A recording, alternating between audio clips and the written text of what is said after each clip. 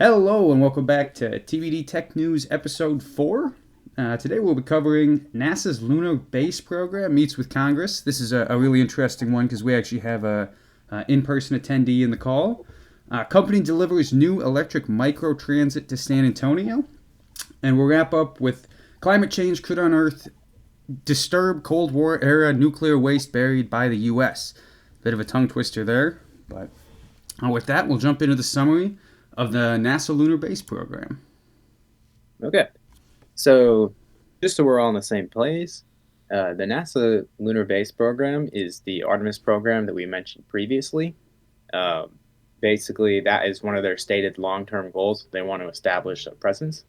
But what happened in Congress on last Wednesday was the set of suppliers that produce all the different components of the rocket you see there met at a congressional mixer, and they also were on Capitol Hill all day lobbying essentially their districts. And I want to say that there were like 200 plus visits that they had with different senators and representatives.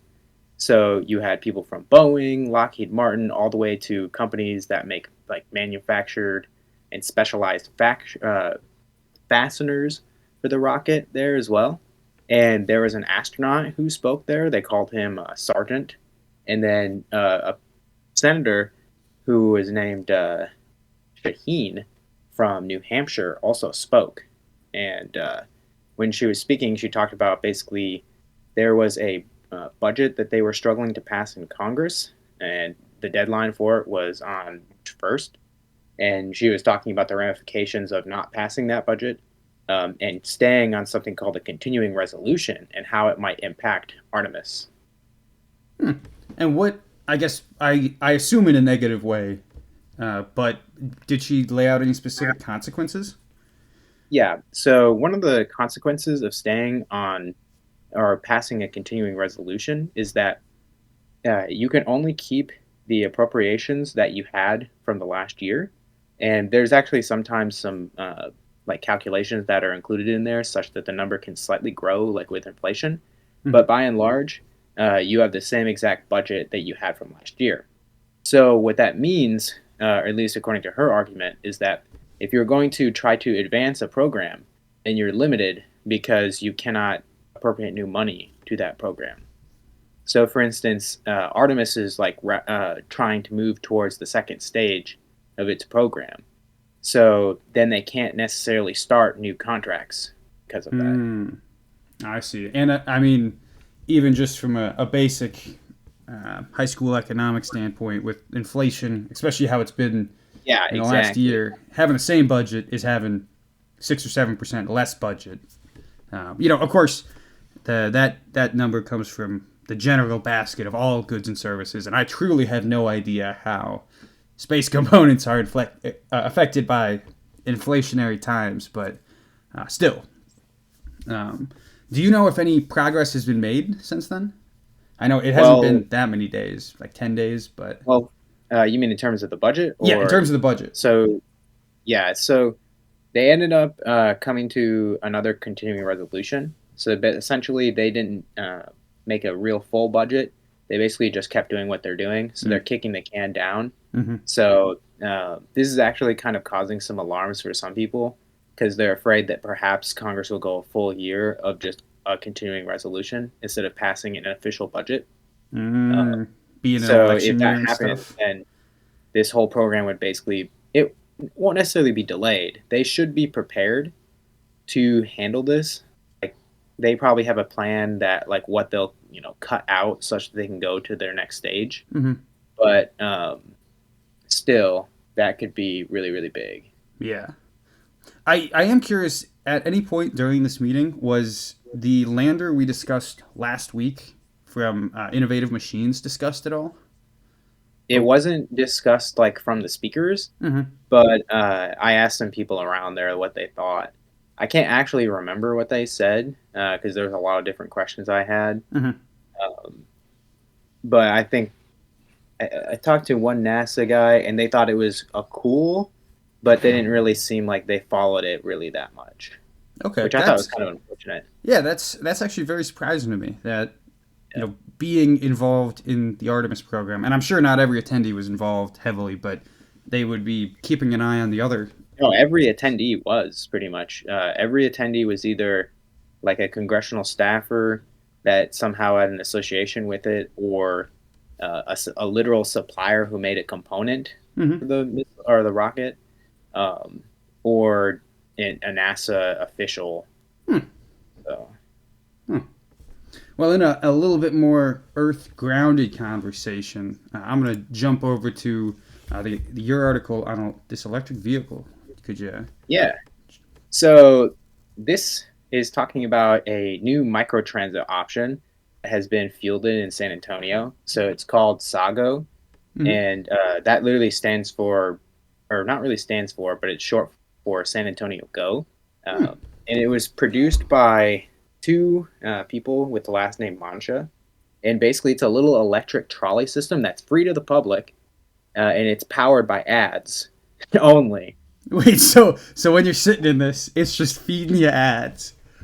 Yeah, it has little ads on the sides and stuff, and that's how they get their money. At Okay. least for now. At least for So now. so when you say electric trolleys to me typically conjure an image of rails with an electric wire above them that it's hooked to. Is this a trolley as in like a public transit, or a trolley as in like this follows kind of a trolley route? It follows like a little route, like it loops around. Okay. And does it have a driver in there? I actually don't know.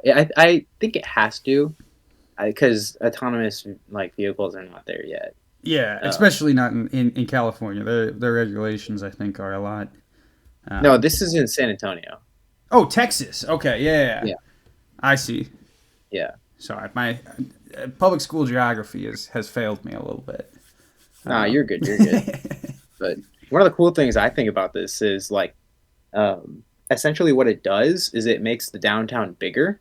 If you hmm. think about it, so like a lot of times you might be limited if your shop is like towards the edge of a downtown, Hmm. because people don't want to walk that far. So essentially, what this does is it increases that.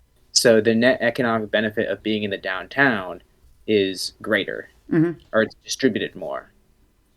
I see. So is Yeah. this when you say San Antonio Go? Is this like a partnership between San Antonio and this, or is this No, like a no, an it's a complete private company. okay? Yeah. Huh. And does it say how? Like, is this a pilot system right now where there's like two or three, or is this like somewhat rolled out? Like, people are using these to navigate. People have used it to navigate, but I'm not sure if it's reached like the stage where you would consider it like a fully integrated, uh, like stable system, like it's going to be here forever. Yeah. Okay. Well, I'm a huge fan of making downtowns more accessible. I despise going downtown in the city I live in, just because trying to drive a car there is terrible because there's so many cars. But having anything like you know like this that might remove some of those cars because people can park on the outskirts and still make it to wherever they're going um, is hugely exciting to me. That it's a problem that I suffer with because the things I want to do are downtown, but getting there is such a roadblock for me that typically I don't do it. Um, Mm. See, yeah, so when you go to downtown, this thing enables you to basically go to as many things as possible. So it's yeah, like almost a force multiplier. yeah, And that's what I really like, because it's like someone saw an opportunity to basically build something, they just did it. And then because of that artifact, there's such a huge like win that all of like little different components of society get. Like, if you have a little hot dog truck somewhere over here and it's like really banging and everyone knows about it, but you happen to be, a walker, and you know that it's over on the corner, you can get in Sago and now go get your favorite hot dog like yeah. almost every time. It does kind of have some reminiscence to me of the classic American entrepreneur where they reinvent the train or the subway in some way that makes it individual cars on their own, which typically is a worse idea. How, I guess, are people saying that this is filling a gap for like stronger public transportation, or is this Hmm. you know viewed as a long term solution that people actually I might think adopt? I think so. In the article title, it's called "New Microtransaction." So Hmm. I think they're thinking about it in terms of a public Okay. thing, because you wouldn't call it like a microtransit. You'd maybe call it something like Uber alternative. Yeah. Anyway, Yeah. From that positive note, I'm gonna take us down a little bit and discuss the implications of the thawing ice caps as far as releasing nuclear waste. So during in between or at the end of World War II, kind of the start of the Cold War, America and Russia were dropping a lot of bombs to test. In the heat of the nuclear arms race, we were testing up many nuclear bombs, and we often did that up in the Arctic, where kind of the impression was there's nobody around, it's not going to cause any damage. However, a lot of that nuclear fallout and waste kind of got trapped in the ice sheets, which wasn't a huge problem. Like I said, nobody there. However, uh, as temperatures climb, especially with this El Nino weather pattern over the United States right now, North America as a whole, I guess, these ice caps are starting to thaw, and it's a concern that nuclear radioactive waste is going to enter glacial rivers as well as oceans and kind of mess up additional ecosystems throughout the globe beyond just up north.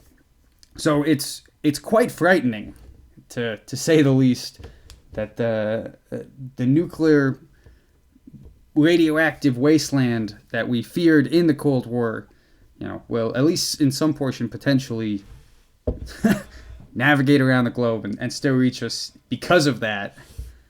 Um, I don't know. so what is like the timeline for this? I guess so. Like, why'd they mention it now?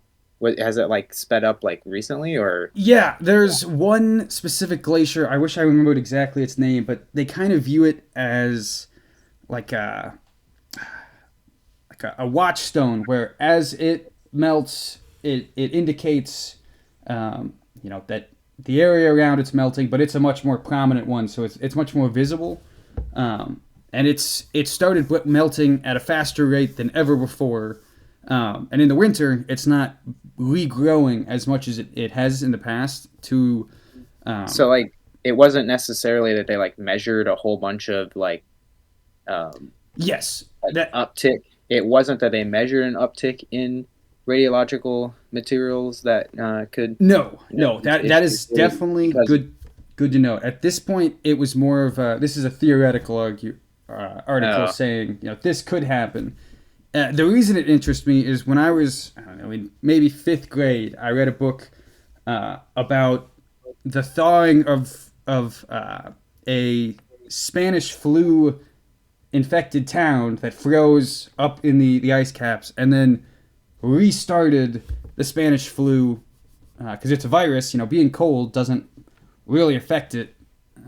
It's not alive, and it just came back to life. And because it had been so long since that had happened the first time, I uh, guess my intuition too is that if you're testing in a colder environment, the kinetics of the reaction should be slower. So I would assume that the like amount of things that have decayed into like non-dangerous chemicals is actually probably less. So it's probably much more radioactive than a typical like if you did this in Fukushima. yeah, the half lives. Although that's actually a great question. That is very intuitive to me, but I don't know if But yeah, I half don't know if life it necessarily is. is true. Yeah, that's something I'll have to take a look into. That is, you don't talk about half life as a temperature reaction ever. Yeah, I don't remember anything associated with it, but intuitively it seems like it would make sense, but Yeah, also it's just spontaneously collapsing on its own, or not collapsing, but just kind of, splitting. but yeah, But you but would the think that in the absence of like that extra thermal energy and jiggling, that it should happen less. That does make sense to me. But I guess since reading that book, I've kind of had a primal fear of something melting from the ice cap. I'm sure this goes back to even that movie, The Thing, where it was frozen, got warmed See, up, and I then don't know went if on a. that's the right way to think about it. Like, sure, like it could be an issue, but also like it could also be a positive. So, like for instance, with this material, like these materials, I think they decay into like good, like stuff that's actually kind of expensive. So, like we might actually have a net flow of something that could be profitable, or Yeah. like you're saying with the disease. Uh huh. Uh, Essentially, you know how one of the like conspiracy theories for COVID is that it was like gain of function or whatever. Yeah. But it'd be really interesting, like what kind of quote unquote gain of function stuff you would get from something like that. You know what I mean? It Like you def- could you could take that and then you could play with it and make like a weapon if you were really evil. You could like you could study like how the current version of that thing has evolved. Mhm. That would be really interesting. That definitely it does. That is a very Like if it important. was a virus, is what I'm saying. Yeah, yeah. The idea of you know we might find new things up there is actually one that I think is not. Maybe that's just purely trying to see a molehill out of a mountain. Um, Everyone wants to be a doomer about everything, but like if you be positive, like sure the ice is cool, but like what happened if we got rid of it? I mean, there could be some cool ass shit up there. no, you're definitely right. I mean, I think what's the reason why climate change is concerning to me and stressful is we have a lot of variety of life on Earth that will need to adapt or die. However, in 2 generations from now, once that has happened and those animals are just myths, you'll reach a new normal where people who've never seen penguins won't care about their absence. Yeah, It definitely is a very much we want to preserve what we have now. But when you think about it, that maybe that's just a arbitrary choice. Everything that is alive will die. So yeah. it I doesn't mean, necessarily eventually need to we're gonna propagate. be replaced by something, Yeah, and my bet is it's octopi. But octopi. Maybe the melting of the ice caps and raising of the oceans is expanding the octopi's territory. So what other benefits do you think there could be from this, or like what other weird implications? oh, you know, let's see. I think that there might be an expansion of farmland. I'm sure that land up there is extremely arable. With any organic matter that's died and decomposed long before the ice caps will now once again be available that has never been available before. We've kind of, been using up a lot of resources in our What if we soil. get a new country out of it? Like suddenly there's a country that's really habitable, and there's like maybe it has a bunch of oil, and Yeah, then the new country in like 100 years from now, the new Rome or new America, the global hegemon, will be literally at the north. Oh dude. wait, is it the north or is it the south? I don't know. Well, I think they're both going to go, but the North Pole is the one that. Oh, actually, now that I'm thinking about it, I think the South Pole has land underneath it, which is why it's a continent, and the North Pole is just ice.